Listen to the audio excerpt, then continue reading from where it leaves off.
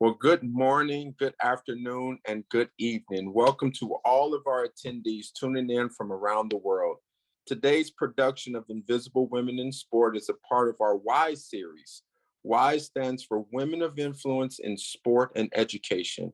This broadcast is an Institute for Sport and Social Justice production, and I'm your producer, Garnett Overby III. All guests will be muted during this production, but I encourage you to use the chat to ask a question or leave a comment. We will reserve time at the end to answer your questions. So now, without further ado, I would like to welcome our host, Candace Martin. Hello, everyone. Welcome to season 3, episode 5 of Invisible Women in Sport, and I'm your host, Candace Martin. Today, you are all in for a treat as I am joined by Caryn Grant, Senior Manager of Diversity and Inclusion at NASCAR, and also proud UCF DeVos alum. Thank you, Caryn, for joining us. Thank you for having me, Candace. Awesome. Okay. So in the pre-screening yesterday or Wednesday, I told you, I don't even know what the day is, Tuesday. I think it was Tuesday. Yeah. My days running together at this point. I told you we would either do rapid fire or 2 truths in 1 line. We're actually going to play 2 truths in 1 line. Okay, I'm ready. All right, so I'll get my timer started. I will go first. Okay, so I'll go first, and then once I run through my 3 options, everyone will put in a chat, which they think is the lie. Okay, start my, I don't need a timer for this. So I do not have a birthmark. I have 1 sister, and I have 2 middle names. So let's see what jumps in the chat.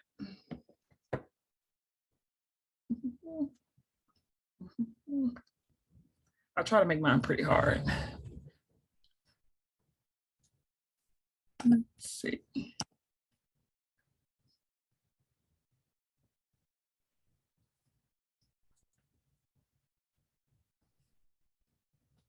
Maybe it wasn't that hard.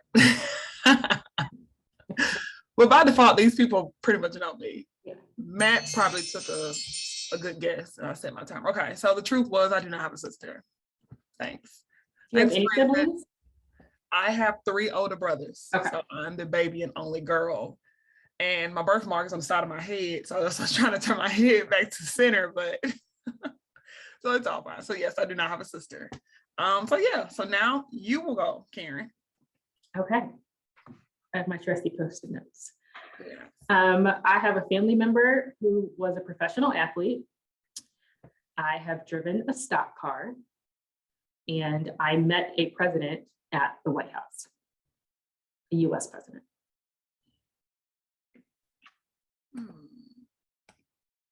Let's see. I think I'm going to go with the family member.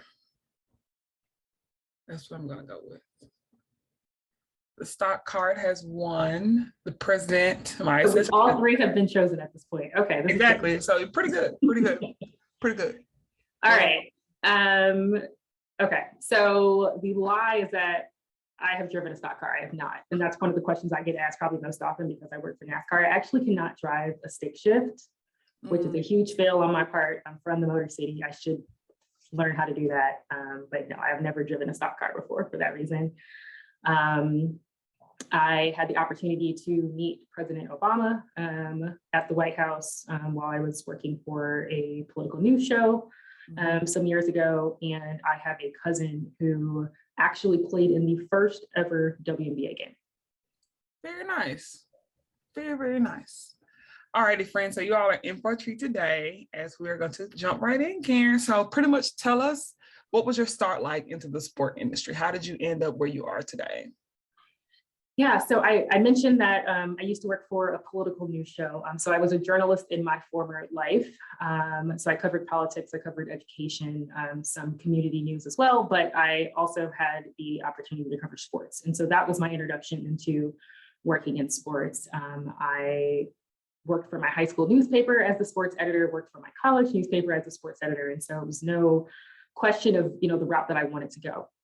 I grew up playing sports and just always had a huge passion surrounding how sports impact communities, how sports have impacted my life, and how communities can also impact sports, and it kind of is a nice little circle that we have there. So a few years ago, I decided that I wanted to get into the business side of sports. So that's what kind of sparked my transition into my current role at NASCAR. But I've always worked in sports, and that's largely led by the passion that I have around the importance of sports that it plays in society. Absolutely. So for the viewers, please tell everyone which is the real HU and where you graduated from, please. I attended Howard University, the real HU. Thank you. Absolutely. So how do you believe that your HBCU experience shaped you into the profession that you are today? First of all, to your point, going to Howard was the best decision I've ever made in my life. I visited many schools, both HBCUs and PWIs. And when I stepped through the gates at Howard and onto campus, I really just felt like I belonged. And I know that's kind of cheesy every time I say it, but just something came over me. I just knew that was the decision that I had to make. But in terms of how I see my time at Howard playing into, what I do on a daily basis today, it really is the first time that I fully understood the scope of diversity. And people kind of frown when I say that. They're like, but it was a Black college. How can you say that? And it really is that I think I fully understood the scope and the breadth and how deep you can go when it comes to diversity. Yes, it was a historically Black college. Common misperception is that everyone who attends at HBCU is Black. That is not true. But even within the Black student population at Howard University, there was so much diversity. You had students who were from the continent of Africa and all over the continent. You had students who were from the Caribbean. You had students even from within the United States, from the West Coast, from the South, from like myself, from the Midwest. A huge contingent of East Coast students from New York, and even more local students to DC. And just understanding and seeing the differences between the cultures that we all brought from our backgrounds into this one place really taught me that even within the Black community, there is so much diversity, and that diversity is far deeper than skin level. And I take that with me into everything that I do on a daily basis in D&I. Absolutely. I appreciate you for saying that, because far too often there is a misconception that there are only Black students at an HBCU. In actuality, the majority is Black, but it's a melting pot. There are student athletes that come from all over the world that make up historically Black colleges and universities. Exactly. So with that, what has your experience been as an HBCU grad maneuvering this space? Because far too often there's also a misconception that HBCU grads, will hit a glass ceiling, they will get pigeonholed into certain roles, they won't be able to insert themselves into certain leagues, into certain positions. So what has your experience been as an HBCU grad in maneuvering this space? Yeah, so I think that in my experience, I've actually come across quite a few HBCU grads throughout my career who've been in leadership positions, and that has really, given me a little extra boost of confidence, seeing people who have a similar background as me, whether it's from Howard University or other HBCUs, really making their way in the sports industry. I also know that Howard University, all HBCUs, we have a really strong alumni base, and we're very proud. And so I've tried to use that to my advantage as well. So I never really looked at it as I was at a disadvantage. I just always knew that the experience that I had, both culturally and educationally from my experience at an HBCU, was going to have a huge impact and carry me forward in my career, and it has. Absolutely. I believe that I pretty much took the same approach. I graduated from the Alabama State University, and I played volleyball there. And so, most of the time, well, let me just put my name in the hat. The worst they can say is no. Why not? Exactly. And to my surprise, it opened up a lot of doors, just going in. I know we're going to talk about it a little bit later, just going into interviews, just being my authentic self, owning my Blackness, and just allowing the interviewers to see me. And then, they can make a decision, is she, that's Candace, so just giving them all of me prior to they agree to, accepting me into their organization or into their program like UCF.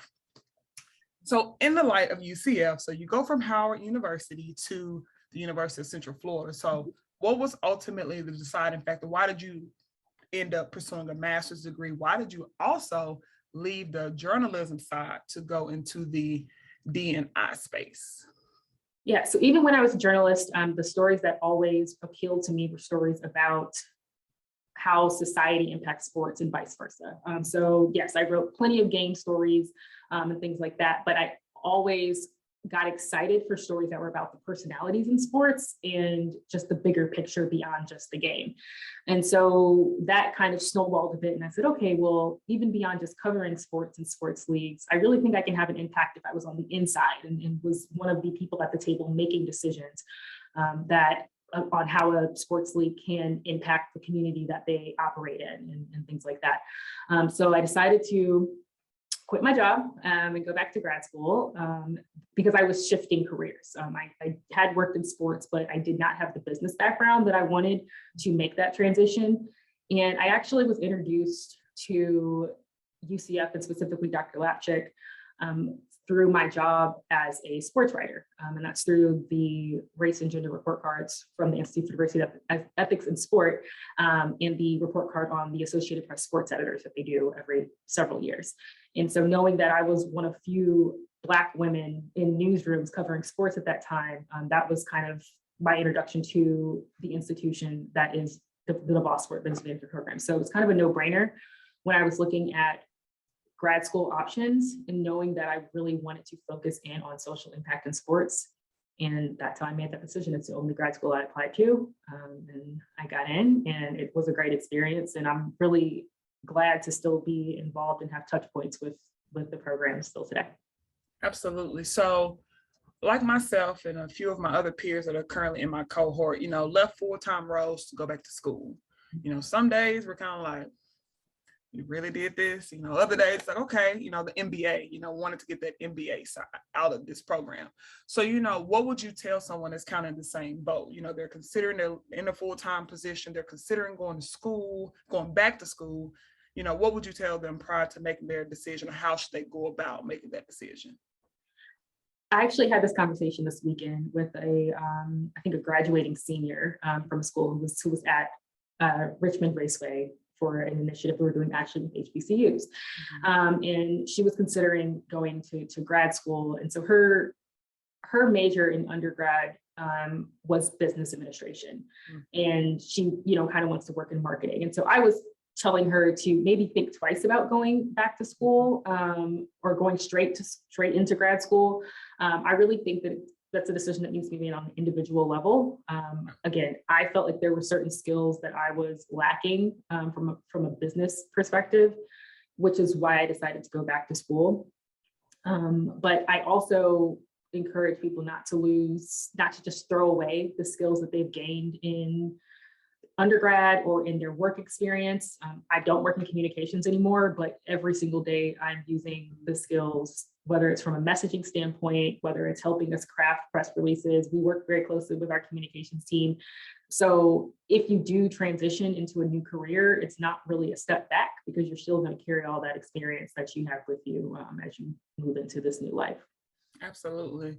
So those skills have taken you into now a manager for diversity and inclusion at NASCAR. So how would you explain what you do now to someone with no knowledge? So take us to kind of a day-to-day, what does that look like for Caryn? An ideal day. No day is the same, but what does an ideal day look like for Caryn? Yeah, an ideal day looks like lots of meeting these days, more and more meetings since the pandemic, it seems, but meeting with a handful of different departments and business units within the company. I think that's one of the things I love most about working in diversity and inclusion, because it is such a critical component of all pieces of the organization. I get to work with HR, I get to work with our marketing team, I get to work even with our racing operations team on a daily basis. And so being able to meet with all of these different people within the organization, all these different departments in the organization, and making sure that we're building initiatives and programming across the board that is going to make our employee base stronger, that is going to make our brand stronger, and make our sport stronger, is something that's really, really fulfilling. So no, there's never, a typical day per se, because we have our hands in so many different things, but that also keeps it really exciting. And this is my one time I'm going to drop this, a very fast-paced, little NASCAR pun there, workplace. Absolutely. So you say pretty much a lot of moving pieces, and you guys have to all work together to kind of keep the machine or the stock car moving and operating. You like that one? Did you like that one? Okay, I did too. So pretty much, what are some of your primary roles and responsibilities that you pretty much have to go through, every single day? So our department is small but mighty, and we're growing lately, which is fantastic. There's across the board in all organizations throughout the country, even the world, there's an increased emphasis on diversity and inclusion. So while this is not a new undertaking for NASCAR, it's great to see our department growing, both in the scope of the work that we're doing, but also in people. But I myself oversee our supplier diversity initiative, which is brand new, something that I'm really excited about. I personally come from a family of entrepreneurship. And so, being able to make sure that small businesses, minority-owned businesses, women-owned businesses, LGBTQ-owned businesses have an opportunity to be a part of the ecosystem that is NASCAR. There's a lot of money in our sport, and making sure that we are able to have an impact on the communities that we race in and that we operate in is really, really important from a financial standpoint. So that's one of the things that I work on. I also manage our employee resource groups. So that gives me an opportunity to meet lots of colleagues that I probably wouldn't have come across otherwise from across our company, and find ways that we can work together to make NASCAR a more inclusive workspace, and a more progressive workspace for all of us who are here just, doing our jobs at our desk every day, whether it's from our accounting team to our communications team. We're all employees of NASCAR. We're all individuals and unique in our own ways at the end of the day. And I also oversee our at-track community engagement. NASCAR is a very unique sport in that it is best experienced in person. And because of some of the history of our sport and some of the perception of our sport, there's been a barrier there where folks have not felt welcome to come on their own to a NASCAR race to check us out. And so a lot of what I do on the weekends is working with different community organizations and inviting them out to the track and say, hey, come spend a few hours with us, check it out. Hopefully, and 9 times out of 10, they do leave with a greater understanding of the sport, the appreciation of the sport. A lot of the preconceived notions are broken down. It's like, wow, I didn't really expect to see so many people who look like me here. I didn't expect to enjoy it as much. It's a sport that is a full sensory experience. You can feel the rumble of the engines, you smell the fuel, and you hear the loud engines roaring. And once we get people to the track, it's very difficult for them not to fall in love with NASCAR and see the opportunities from either a fan perspective or even a business perspective that they can have in the sport. So those are the 3 things that I oversee. But as I said before, our department touches just about every single corner of the company and industry. Absolutely. It seems as though NASCAR is keeping you pretty busy. And you did talk about perceptions and barriers. So that does take me into my next question. How has your experience been as a Black woman in a historically white serving sport such as NASCAR? So I get this question often, and I always start by saying that I realize that my experience has not been what is probably the typical one of a Black woman in NASCAR, and that's largely because of what I do. I work in diversity and inclusion. So issues that are important to me as a Black woman are a part of my day. I don't have to fight for these things to be discussed in meetings and things like that. I also realize that the people around me in my day-to-day, because of the department that I'm in, I was hired on by a Black woman with natural hair. She had locks in her hair. And knowing that, even from day one coming into interview for the position, that kind of put me at ease of one less thing I had to worry about as a Black woman coming into a corporate setting where I'm not having to worry like, oh, well, should I take my braids out? Or if my braids are already out, should I straighten my hair? And just feeling comfortable that I could just come into the interview and just be 100% Caryn and just deliver that for what it was. And so I think that those are not always the experiences of Black women in corporate settings. And so I try to keep that in mind. But yes, I mean, there are certainly meetings that I'm on where I am the only woman or only woman of color. And yeah, those things certainly stick out to me. And I think that's one of the things I enjoy about my job, because it then is my job to point those things out, right? So it's not just something that eats away at me in my head. I can, it's literally what I'm here to do, is to say, hey, did anyone else notice this? And, you know, what can we do to try to make sure that our calls, our departments, and our programming is more inclusive and representative? Absolutely. So what would you tell, I guess, Black women who maybe aren't fortunate enough to be in a space as though you are, to have a hiring manager who looks like you, who has natural hair? You know, what would you tell some of those Black women who may be in a completely different situation currently, and how could they potentially try to maneuver or advance within the organization that they're at? I think mentorship and allyship is so important. So, you know, trying as best you can to find those people who you can, one, confide in, but who also will go to bat for you. And ideally, those that will go to bat for you without you having to ask them to go to bat for you. And really trying to find a workplace where, in a culture where you can just be yourself, and you can bring your authentic self to the table, because frankly, that's when you're going to be your most productive. If you were, you know, concerned about, oh, is this too much, right? Am I too much for this space? Then you're going to start, you know, shrinking yourself. And you're not just going to shrink yourself in that one aspect. You're going to shrink yourself in your production and your output and things like that. So it's so important to seek out, you know, those people who will be in your corner, and those mentors that can help coach you. But then also, I think that, you know, it's not just on the women of color who are going through that. It's for everyone at the table, particularly people who are in positions of power, to make sure that women of color and anyone from an underrepresented population feels like they can bring their full selves to the workplace. Absolutely. So one, finding mentorship, allyship, and also researching and identifying the space that actually, you know, is for you, accepts you, listens to you, are all the things you would kind of encourage, you know, a minority, a woman of color to do if they find themselves in a situation like that. Absolutely. Great. So working in diversity and inclusion. So on Invisible Women in Sport, we like to talk about the good, the bad, and the ugly. So working in diversity and inclusion, what do you find to be the most difficult?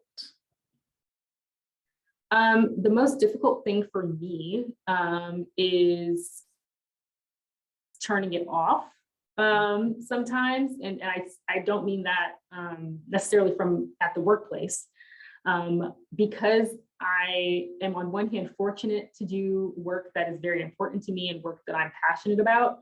It's also very easy for me to shut down my computer at the end of the day, but then take all of this home with me, because those same issues that I've been working on for the past 8 hours at my office, they still impact me as a human outside of my role at NASCAR when I go home. And so that's something that, you know, I'm still working through, is kind of, you know, drawing that line. And I know like self-care is such a buzzword over the past few years, but it's such a real thing for everybody. But it's something that's been really important to me, is finding those ways that, you know, I can continue doing what I think is very important work and putting my all into it, but also finding ways to make sure that I'm not beating myself down, you know, at the expense of that. So. Absolutely. So pretty much you're pretty busy day to day, but oftentimes working diversity and inclusion, a lot of those things kind of go home with you. You know, like you say, you can turn off your computer, but it's just like the mental capacity. Sometimes it's also hard for, like, I think all of us to kind of turn off sometime. It's just, okay, well, let me just watch this TV show and just kind of unplug a little bit, just unwind just a tad. So I definitely understand. So now working in D&I, are there any specific initiatives that you have implemented or have helped implement that you would like to discuss with us today? Yeah, so I think our employee resource groups have been really great. I like the fact that I get to work on two of our newer initiatives, being the employee resource groups and supplier diversity. It can be difficult to stand up new programs at an organization just generally, and not really having the framework of how this has been done in the past, or even showing and proving why it's important. Like, you're building all of this from ground zero. But with our employee resource groups, I really do think that we've found a space for our employees to come together, to have difficult discussions. We also have created a pipeline of communication between our employees and our executive leadership as well. And we really try to stress that all of our employee resource groups are open to everybody. So for instance, if you do not need to be a woman to be a member of Women in NASCAR. And so making sure that these spaces are opportunities for growth, connectivity, education, change, as it needs to be. And I personally have gotten to meet several of my colleagues from different corners of the company. So NASCAR owns several tracks across the country, and there are employees there that I would never meet. I'm not going to pass them in the hallway or see them in the break room here in Daytona. So being able to connect with them via Zoom, or even in some cases, being able to connect with them via ERG events, but then being at that track for a race and running into them in the garage or something like that. And it's like, hey, like, aren't you so-and-so? So making those touch points have been really, really fulfilling for me. And I know that they've also been really impactful for our employees as well. And we're just starting out with our employee resource group. So we have lots of work to do to continue growing, adding more groups, and making sure that they're just a really foundational part of our day-to-day as an organization. Absolutely. So in the breadth of growing, over the past few years, we've seen NASCAR make a lot of big changes, from you all, I guess, presenting the 21st Diversity Internship Program, also the banding of the Confederate flag, and now a Black driver, Bubba Wallace, pretty much being the face of NASCAR. How have those changes kind of impacted NASCAR or your organization internally? If any, what kind of changes or what kind of impact has those initiatives had on your team? Yeah, so the internship program, the fact that it is in its 21st year, I think is really important, because you are seeing alumni from that program rising up the ranks within the organization. So my boss, our VP of Diversity and Inclusion, is actually an alum of the NASCAR Diversity Internship Program. And he's been in the industry for just under 20 years. And so, seeing the fact that his introduction to NASCAR and the fact that there was a potential career for him in this sport was through that internship program. And that's why it's so important. And so you see people throughout different departments who come through that program, and some came as NASCAR fans and knew they wanted to work for NASCAR. But there are several who are just like, hey, I was, browsing the internet and saw this internship in NASCAR and figured I'd shoot my shot and apply, and I got it, and I fell in love with it, and I never left. And those are decision makers in our sport now, in our day to day, which is so important. And then in terms of the banning of the Confederate flag and Bubba kind of growing into his star power over the past several years, I think that it just has shown such a light on the sport and attracted so much new attention that it puts a little bit of pressure on us because there's more eyes on us. But I think that's a good thing. And I think that hopefully we will continue to move forward now that we have these eyes on us, and we've been able to see the positive impact of making tough decisions. And yeah, so it certainly has an impact on what we do day to day, but it all has to come together in order for us to make real change. So like all of those little things, like the internal piece from an internship perspective, the fan perspective of making sure that our racing environments are welcoming.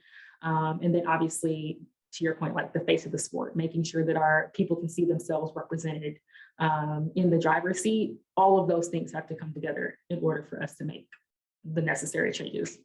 Absolutely. So NASCAR is pretty much just getting started, and we should be on the lookout for a lot more changes here in the future. We're not just getting started. So we've been like to the point that the internship has been around for 21 years. Yeah. So it's not, but there certainly is like a renewed energy. Mm-hmm. And so that last part of, yes, keep your eye out for the continued change and growth that's coming for sure. Absolutely. All righty. So we talked about how it's kind of hard for you to turn off a little bit. So what do you do in your free time? What does Caryn enjoy? How does she unplug and reset? So pre-pandemic, I would travel. I love traveling. Haven't really done that as much lately. I do have a couple of trips this year that I'm really excited about to get back out into the world. Also I travel a lot for work. So what I've done this season, I've been very intentional about building in personal time into my work trips. So NASCAR races every weekend from February to November. We have a very long season. I don't go to every race, but it feels like I do. Yeah. And so whether we're in Phoenix and it's making sure that I have time to go for a hike, or making sure that I have family in Atlanta. So when we race in Atlanta Motor Speedway, making sure that I have time to go have a home cooked meal with my aunt and uncle, right? And so building in those things, because I know I have to be on the road. I know I'm going to be working long hours, but making sure that I'm building in that time for me is something that I've tried to do. Other than that, I grew up playing sports. I was not a very, I'm not a gym person. Like I was always like, I'm active when I played basketball or volleyball. But like, yeah, I played volleyball too, sorry. Earlier. I see you. But like, I never was really good at like going to the gym and like lifting weights or like, that just wasn't my thing. Mm-hmm. And so I've gotten more into that lately. So I'm, trying to relive my athletic days in my slightly more mature age. But so that's what I do in my free time. Very nice. I guess we haven't had a guest here that's kind of told us about, I guess it's kind of marrying work in your personal life, trying to make time, finding time, even when you're on a work trip. Mm-hmm. I never thought about that. So I do appreciate that tidbit you were able to provide us. All righty, friends. So I'm coming up on my last question. So please drop your questions in the chat for Maya. So she's going to take Caryn to Q&A today. All right, Miss Caryn. So last question, which I like to end with all of my guests. What would you tell your younger Caryn? What would you have wished you had known prior to you, Caryn today? What would you have whispered in your ear? So this is something that I would whisper in my ear today, like for current Caryn as well. So it's something I'm still working on, but it would be to live in the present. I like to make the right decisions. I like to make sure that I'm making the best move and like setting myself up for the best possible future. And I know that a lot of times I can stress myself out over should I do A or should I do B? And if I do A, then like this might happen and that might happen. And at the end of the day, things will work themselves out. I never would have thought I'd be working at NASCAR, frankly. And so, I certainly couldn't have seen this in my little crystal ball 10 years ago. And so just, live in the moment and make the most of the present in the current day. And everything will be fine. Absolutely. Thank you so much, Caryn. This has been great. So now I'm going to turn the show over to Maya for Q&A.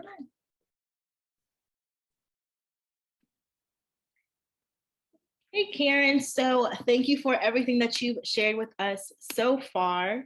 Again, we're moving into Q&A. So any other questions that y'all want to add in the chat, feel free to drop them below. But I'll start with one of my own first. So since you are a DeVos grad, what we're looking forward to in terms of December and graduation. But I think a lot of us are also in the process of networking and learning how to build a good and strong network, and intentionally. So what's some advice that you would give to us to reach out to people, but also stay connected with people that will continue to pour into us? Yeah, I mean, sports is an industry that is a lot about who you know. So like once you get your foot in the door, once you make those connections, you obviously have to do the work, and you have to make sure that you don't burn any bridges. But it is very much about who you know. So making those connections is really important. But to your point, Maya, making strong connections. So sometimes quality is more important than quantity. And so making sure that you are finding the right fits for you based on what you want to do in the future. And pouring yourself into those handful of mentors or connections, whatever it may be. And then also making sure that you follow up. I mean, something even as small as connecting with people on LinkedIn, and I can say personally that you did this. Send a note when you connect with someone on LinkedIn. A lot of times, and this is a little bit of a different situation, but if you're at a conference or something like that, people are meeting dozens, if not hundreds of people. Even if you left the biggest impression on them, they may not remember you when you connect with them. So sending that little note to jog their memory of like, oh yeah, that's right, I remember Maya. And that will kind of cement you in their brain a little bit more and help you stand out from the field. Our cohort right now is going through a project with LinkedIn, so we're learning how to use it a little more intentionally. So it's funny that you mentioned that. But moving into some questions from the chat, the first is from our producer, Garnett Overby, who asks, NASCAR is doing some intentional things to change the perception of the sport, especially around inclusivity. What groups in the community have been most receptive to NASCAR's efforts to change their public perception? I don't know if there's one group that has been most perceptive. I will say that we typically will try to, if I'm hosting a group at track, I will try to somewhat tailor their experience to them. So for instance, a couple of weeks ago, we hosted a group of journalism students from Morehouse College at Atlanta Motor Speedway. So their experience was tailored to the fact that they were journalism students, and also that they were HBCU students. So we made sure that some of the NASCAR representatives that we introduced them to were HBCU grads. That doesn't mean that they only have to meet HBCU grads. It doesn't, but making sure that their experience is tailored to something that's going to be impactful for them. So that's taking them to the media center. That's not where I would normally take, a guest that wasn't looking to be a media member. So I don't know if there's any group that's more receptive. I do think that generally, because of what has been expected of NASCAR in the past, from a diversity and inclusion and even just a social impact standpoint, I think people are pleasantly surprised with some of the moves that we've made over the past couple of years. And so it's just making sure that we're communicating with those groups and, finding out ways that we can continue to move the ball forward, whether it's in conjunction with them or just finding out the things from them, like, okay, well, what do you need to see, or what can NASCAR do to help you or to help your community move forward? Right. So finding out what's important to them and meeting them halfway until y'all can come to consensus.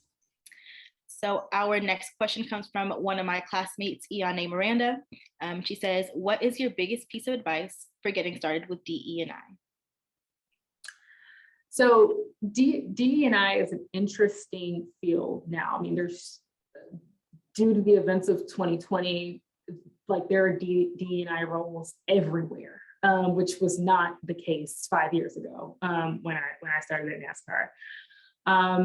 So I do think that being really intentional about why it is that you want to do the work, and also having an understanding that you can do the work outside of having a role in DE&I.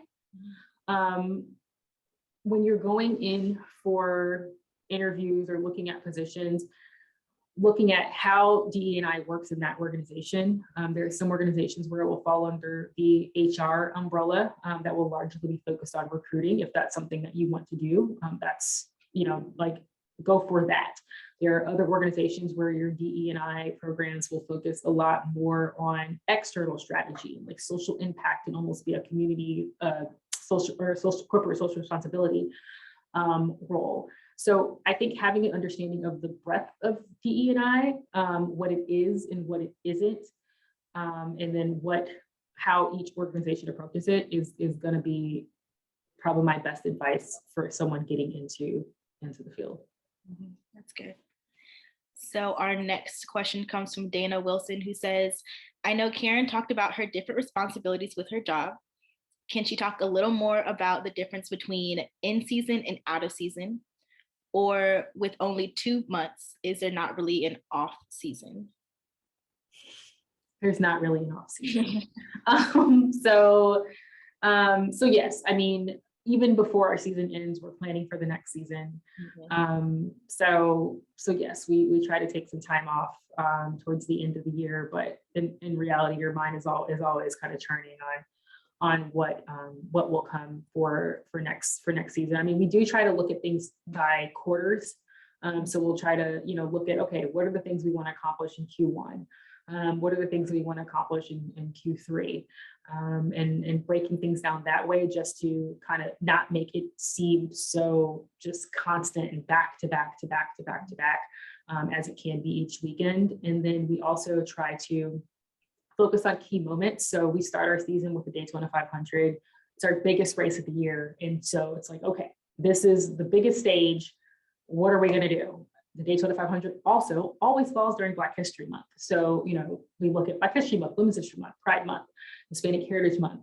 And we, look at these key moments throughout the year and just focus on ways that we can have impactful moments in those moments, but then also make sure that, we're not just focusing on the Black community, Black History Month, and so on. Mm-hmm. And then coming up on our last question from my classmate, Iane Miranda again. She asks, what is your approach to understanding the perspectives of colleagues from different backgrounds? Listening and trying.